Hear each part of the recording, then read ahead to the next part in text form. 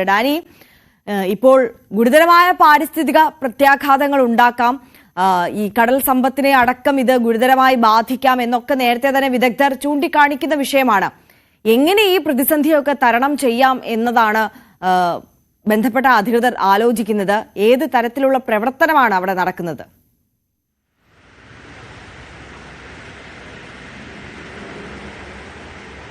ഇതിൽ ഏറ്റവും പ്രധാനമെന്ന് പറയുന്നത് ഇപ്പോൾ ആ കപ്പൽ മുങ്ങിയ ഭാഗത്ത് അവിടെ നിന്ന് കൂടുതൽ രീതിയിലുള്ള ഈ ഓയിൽ മാപ്പിംഗ് പോലുള്ള കാര്യങ്ങൾ ഉണ്ടാകാതിരിക്കുക എന്ന കാര്യത്തിന് ഇപ്പോൾ ഏറ്റവും കൂടുതലായിട്ട് ശ്രദ്ധ ചെലുത്തുന്നുണ്ട്. അവിടെ ആ ഒരു വലിയ പ്രദേശത്തടക്കം യാതൊരു രീതിയിലുള്ള കടന്നുവരവും മത്സ്യബന്ധനത്തിനോ അതുവഴി കടന്നു പോകുന്നതിനോ ഒന്നും തന്നെ സാധ്യമല്ല എന്ന് വ്യക്തമാക്കിയിട്ടുണ്ട്.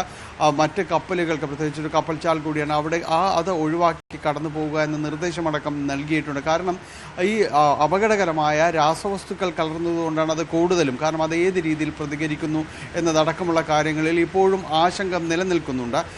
മറ്റൊന്ന്, ഇത് കപ്പലിനൊപ്പം തന്നെ അതിൻ്റെ കപ്പലിൻ്റെ ഉൾഭാഗത്താണ് ഇത്തരം വലിയ പ്രത്യാഘാതങ്ങൾ ഉണ്ടാക്കുന്ന രാസവസ്തുക്കൾ അടങ്ങിയ കണ്ടെയ്നറുകൾ സൂക്ഷിച്ചിരുന്നത് എന്നൊരു വിവരം കൂടി വരുന്നുണ്ട് അതിൻ്റെ കാര്യങ്ങൾ. അപ്പോൾ ഒരുപക്ഷെ അത് ഇത്തരം ഹസാർഡ്സ് ഉള്ള കണ്ടെയ്നറുകൾ ഒരുപക്ഷെ കപ്പലിനൊപ്പം തന്നെ താഴേക്ക് പതിച്ചിട്ടുണ്ടോ എന്ന കാര്യത്തിലും അതെല്ലാം തന്നെ പരിശോധനയ്ക്ക് ശേഷം മാത്രമേ അത് വ്യക്തമാവുകയുള്ളൂ. കാരണം കൂടുതൽ പരിശോധനകൾ ഈ കാര്യത്തിൽ ആവശ്യമാണ്. ആധികാരികമായി കടലിന് ആഴങ്ങളിലേക്ക് പോയ കപ്പലിനകത്ത് നിന്ന് ഏത് രീതിയിലാണ് അതിൽ നിന്ന് കണ്ടെയ്നറുകൾ പുറത്തേക്ക് വന്നത് എന്നതടക്കമുള്ള കാര്യങ്ങൾ പരിശോധിക്കേണ്ടതുണ്ട് എന്ന് തന്നെയാണ് തീരരക്ഷാസേന അടക്കം അറിയിച്ചിരിക്കുന്നത്. അപ്പോൾ ഈ പുറത്തേക്ക് വന്ന കണ്ടെയ്നറുകൾ, ഒഴുകി നടക്കുന്ന കണ്ടെയ്നറുകൾ ഒരുപക്ഷെ വലിയ രീതിയിൽ വിഷയങ്ങൾ ഉണ്ടാക്കുന്നതായിരിക്കില്ല.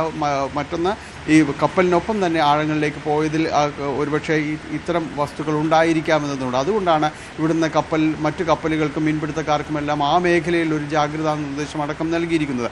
ഇത്തരം കാര്യങ്ങളിൽ എന്തെല്ലാം വിശദീകരണം എന്നത് സംബന്ധിച്ച് ഇന്നൊരുപക്ഷെ ഒരു ആധികാരികമായ രീതിയിലുള്ള വിലയിരുത്തൽ തീരരക്ഷാസേനയുടെ ഭാഗത്തുനിന്ന് ഇന്നുണ്ടായേക്കുമെന്ന് തന്നെയാണ് നമ്മൾ മനസ്സിലാക്കുന്നത്. കാരണം അവർ ആ ഭാഗത്ത് കൃത്യമായ രീതിയിലുള്ള പരിശോധനകളും കാര്യങ്ങളും എല്ലാം തന്നെ നടത്തുന്നുണ്ട്.